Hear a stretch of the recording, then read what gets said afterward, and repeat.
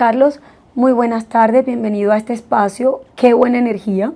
Es un espacio en el que hablamos sobre el presente y el futuro energético de Colombia y en el mundo. Para los que nos están escuchando, Carlos Pascual es vicepresidente global de Energía y Asuntos Internacionales de Standard & Poor's. Además, especialista en temas de energía y de geopolítica. Yo creo que ha estado en todos los momentos críticos del sector energético donde se han adoptado decisiones de política pública trascendentales y conoce muy bien en ese contexto mundial cuál es la situación de América Latina.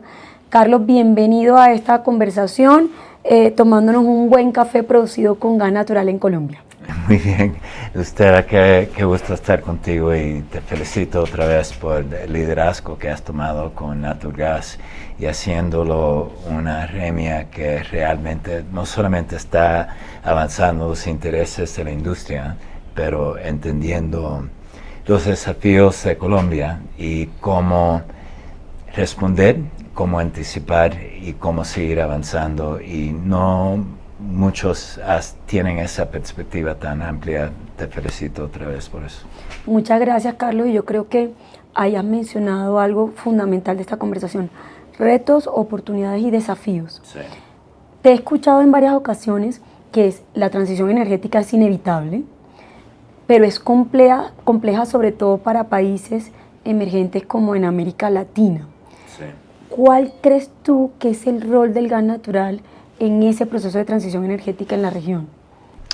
Mira, primero creo que vale la pena enfocarse en el nivel de desafío para entender lo grande que es. Desde el 1990 a el año 2023, el mundo ha usado combustibles fósiles por 80 a 83% de la demanda primaria de energía. ¿Okay? Con todas las inversiones que se han hecho en energía renovable durante este periodo, $6 billones, en inglés $6 trillion, para ponerlo claro entre los billones y trillones, ¿okay? $6 trillion se ha invertido en energía renovable y se ha reducido de 83% a 80%, ¿okay? Que nos dice que casi no lo hemos movido. Entonces, si estamos hablando de un mundo que va a neta cero de emisiones, dependiendo del escenario, lo tenemos que bajar a algo alrededor de 20 o 30% combustibles fósiles. Y si la meta es para el año 2050, tenemos que hacer eso en 26 años, cuando en los últimos 33 lo movimos 3.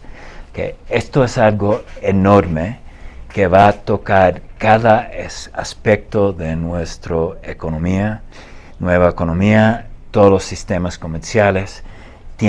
Requiere avances tecnológicos, va a tener impactos políticos y sociales también. Y todo el mundo tiene que cambiar lo que está haciendo, la manera que vivimos, porque no podemos vivir de la misma manera y llegar a los retos en donde tenemos. ¿Okay? Entonces, si lo ponemos en este contexto, si preguntamos si hay un desafío para Latinoamérica, hay un desafío para el mundo, ahí sí, es enorme. Realmente yo creo que no se entiende lo grande que es.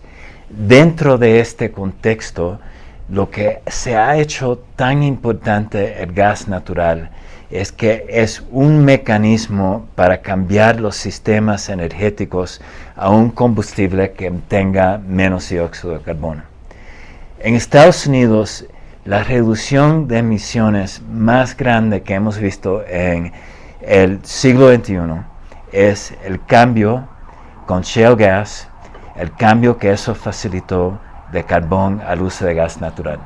La caída más profunda que hemos tenido. Para el resto del mundo vamos a ver ese tipo de cambio, pero lo que vamos a ver es que con la introducción de más renovables y la intermitencia, que el gas natural va a tomar un papel muy importante. Y aquí en Colombia, una realidad que están viviendo el día de hoy. El cambio climático tiene un impacto en la confianza que puedes tener en la energía hidráulica.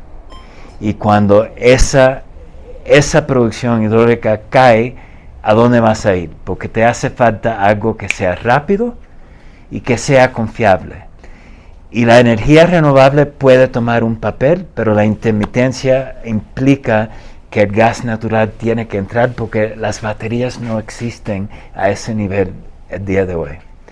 Si no apreciamos esa importancia del gas natural, su flexibilidad, la capacidad de entregar un resultado de emisiones que sean más bajas de las alternativas, entonces estamos despreciando un recurso que es fundamental para hacer una transición energética que sea ordenada, pero que entregue resultados que económicamente son buenos para el país y para el consumidor. Carlos, y escuchándote, claro que los compromisos tienen que ser mucho más agresivos en torno a los compromisos del cambio climático, porque al paso que vamos, comparto contigo, estamos siendo muy lentos. Ahí juega un papel muy importante la tecnología, pero también el aprovechamiento de los recursos naturales que pueden descarbonizar rápidamente algunos sectores en el tránsito de combustibles tradicionales a unos de bajas emisiones, mientras que además tenemos las capacidades de generación de renovables a la mano disponible para que la demanda misma vaya también haciendo todos esos cambios de usos hoy en día. Hablemos un poco también de seguridad energética. Digamos, aquí tenemos claro que la transición energética es inevitable, que tenemos que ser mucho más agresivos en ese sentido. ¿Cómo está eso de cara a la seguridad energética, teniendo en cuenta las crisis que hemos vivido últimamente, la de Rusia y Ucrania, que nos llevó a ciertas lecciones en Europa en materia de dependencia de energéticos de otros países? ¿Cómo crees que podamos ver ahí un esquema integral entre transición y seguridad? El ejemplo que mencionas sobre Rusia y Europa es importante porque hay mucho que se tiene que aprender de esto. Rusia decidió cortar sus exportaciones a Europa. No todo completamente, pero imagínate a un nivel de más o menos 120, 125 BCM por año. ¿Okay? Lo hizo así. Representaba más o menos 45% de las importaciones de gas natural de Europa. Un impacto brutal que tuvo sobre la economía. ¿Cómo lo resolvieron? Importante aprender. Uno, el uso de GNL. Tuvieron que hacer un esfuerzo para conseguir cualquier GNL que podían conseguir de cualquier parte del mundo, que era disponible, que podían importar de Estados Unidos, qué contrato sería abierto y libre que pudieran comprar para moverlo de Asia para Europa. Y eso ayudó a salvar a Europa, pero costó. Porque cuando respondes en una emergencia de ese tipo, tienes que comprar en spot. Y apreciamos lo que estaban pagando, porque había un día que el precio de gas natural subió a más o menos como $90 por millones de BTU. Estuvieron por meses entre $40 y $50 por millones de BTU. Eventualmente se redució y ahora estamos otra vez a nivel de $10 a $15 dependiendo del mercado, que era más o menos en donde estaba Europa anteriormente, estaban un poco más bajo. Pero el primer punto para aprender, número uno es que gas natural, la dependencia de gas natural es esencial para la industria, es esencial para la manufactura, para las residencias, para calefacción. Si no lo tienes y tienes que cambiar en una emergencia, vas a tener una crisis porque vas a perder producción, no necesariamente producción nada más de energía, pero toda la manufactura y la industria va a costar trabajos y te va a costar más dinero. ¿Okay?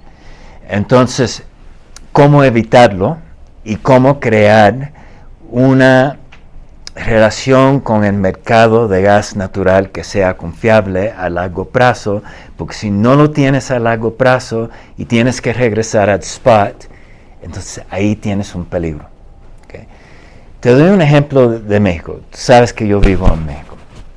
México el día de hoy, 75% del gas que consume, no de importaciones, el 75% del gas que consume viene de Estados Unidos.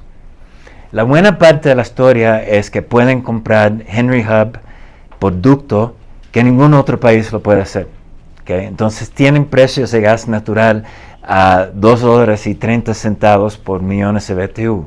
Hay cuencas en donde están sobreproduciendo gas y no tienen suficientes ductos para conectarlos, que el precio es negativo. Le han pagado al consumidor que se lleve el gas natural. O sea, un beneficio enorme para México. Pero la otra parte es, para ponerte el contexto, si tú quitas el gas natural que produce Pemex para sus operaciones, la industria y las residencias de México dependen de Estados Unidos por más que 90% de gas natural. Eso es peligroso. ¿Okay? De un lado, para México es un beneficio para la industria, para las residencias, etcétera, por el costo que tiene, pero te indica otra cosa. Los países que no han tomado las medidas para aumentar la producción de gas natural, que dependen demasiado de la importación, mismo que sea barato, se están poniendo en una posición vulnerable. Yo no creo que esto vaya a pasar entre México y Estados Unidos, pero mira, cosas pasan entre países. Sí. Y entonces la otra lección yo creo que es importante tomar para Latinoamérica también. Si estás en un país donde tienes la capacidad para producir, y hay distintas alternativas. Hay en offshore, que para este país es una alternativa que es de muy grande posibilidad, y ya saben lo que tienen en Uchuva. Y poder desarrollarlo y producirlo es una cosa fundamental para llegar al primer punto que estamos diciendo, confiabilidad para el futuro. Y del otro lado, un tema que ha sido muy controversial, que vale la pena mencionarlo porque hay mucho gas en este país que se puede producir de fracking. Y hay manera de poder crear confianza en eso o no. Pero si no se toma esa medida para tener la capacidad de producir domésticamente y tienes una sobredependencia de importaciones, particularmente si vengan de hasta un vecino, entonces ahí hay un riesgo. Completamente de acuerdo. El mercado emergente de GNL demostró la versatilidad del gas natural. Totalmente. Y logró en el menor tiempo posible, digamos, contrarrestar los efectos de la guerra. Y no es un tema solo asociado... Pero lo tuvieron que pagar. Claro, a precios altos, pero además no estamos tan lejos en América Latina, Carlos, porque lo mismo está sucediendo, por ejemplo, en el caso de Chile, que en el pasado ha dependido del gas natural importado desde Argentina, y cuando se trata de confiabilidad de un país, pues por supuesto la prioridad es el mercado doméstico, y eso pone en riesgo la confiabilidad del país que depende de esa producción. Entonces, no ha sido solamente el riesgo de depender, no solamente ocurre con ocasión de conflictos como el de Rusia y Ucrania, sino depende de la confiabilidad del sistema eléctrico, de la confiabilidad de la prestación del servicio de gas, del mercado doméstico de un país. Y lo estamos también viviendo en el sur del país con el tema de energía eléctrica, Ecuador, que ha dependido también de energía eléctrica de Colombia, y por supuesto cuando estábamos en pleno fenómeno del Niño tuvimos que suspender el suministro de energía. Entonces yo creo que hay muchas lecciones, como tú muy bien lo señalas. La opcionalidad también yo creo que es un punto a considerar.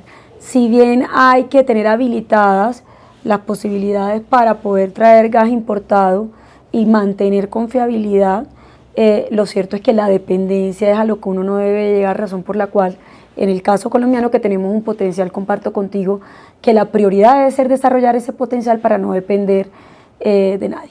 Muchas gracias a todos por acompañarnos a este nuevo capítulo de Qué Buena Energía. Estaremos la próxima hablando aún más del futuro energético de Colombia, de la región y del mundo. Acompáñenos.